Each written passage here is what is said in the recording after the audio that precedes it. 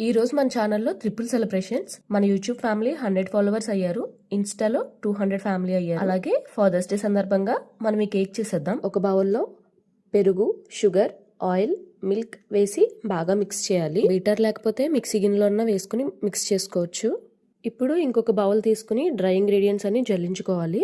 మైదా, cocoa powder, baking soda, baking powder వేసి బాగా జల్లించుకోవాలి. ఈ రెండింటిని బాగా మిక్స్ చేసుకోవాలి.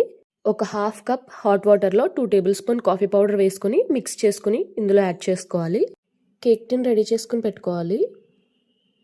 ఓవెన్ని ముందుగానే ప్రీహీట్ చేసి 180 డిగ్రీస్ టెంపరేచర్లో 30 to 35 మినిట్స్ బేక్ చేసుకోవాలి. కేక్ మధ్యలో కునాఫా స్టఫింగ్ పెడదాం అనుకుంటున్నాను. సో దానికోసం మిక్సీ జార్లో కొన్ని పిస్తా పప్పులు తీసుకుని మెత్తగా పౌడర్ చేసి పెట్టుకోవాలి. ఒక బౌల్లో సేమియా, పిస్తా, మిల్క్ మేడ్ 3 కలిపి మిక్స్ చేసుకుని పెట్టుకోవాలి.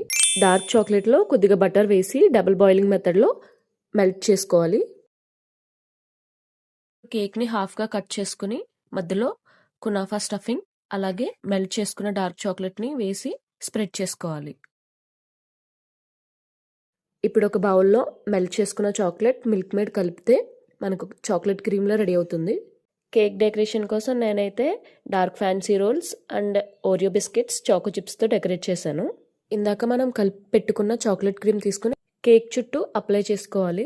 అంతేనండి, మన చాక్లెట్ కునాఫా కేక్ అయితే రెడీ.